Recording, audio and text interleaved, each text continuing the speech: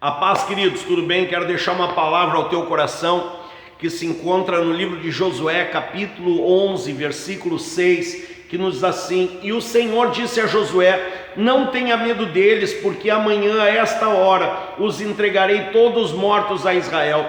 A você cabe cortar os tendões dos cavalos deles e queimar os seus carros. Amém?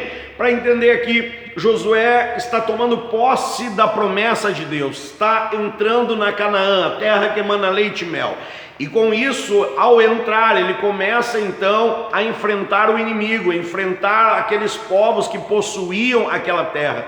E quando ele começa a fazer isso, cada território que ele vai passando, ele vai aniquilando com o inimigo, e ele vai fortalecendo, ele vai estabelecendo o domínio de Israel sobre aquela localidade.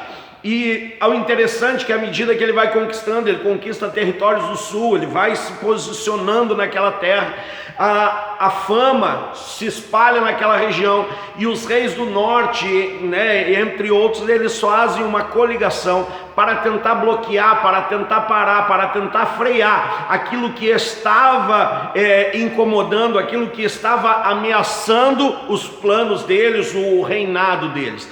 E com isso, eles preparam uma grande coligação, se posicionam, e a Bíblia fala que formou-se um grande exército, um exército numeroso como a areia do mar, muitos carros, muitos cavalos, e aquilo incomodou pela quantidade. E é interessante que aqui, quando o coração de Josué pensou de repente em ficar entristecido, pensou de repente em ficar com medo, Deus já fala ao coração: não tenha medo deles, porque amanhã eu estarei colocando todos os mortos diante de você. A você cabe cortar os tendões dos cavalos e queimar os seus carros. E é interessante porque cortar os tendões é deixar com que o cavalo fique imobilizado, o cavalo ele perca a sua força, perca a sua velocidade, e ele não consiga mais ter a velocidade que tinha antes.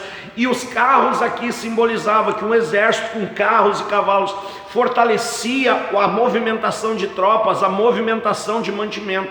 E quando ele diz queimar isso, ele estava dizendo: olha, eu quero não só que você corte a força do inimigo, corte a velocidade dele, mas também que acabe com o poder dele de levar mantimento, de mobilizar, de mobilidade, de transportar as tropas de um lado para o outro. Com isso eu deixo essa palavra para você nessa manhã. Tem coisas que Deus está esperando que você faça, que você corte os tendões daquilo que de repente um dia já se levantou contra a sua vida.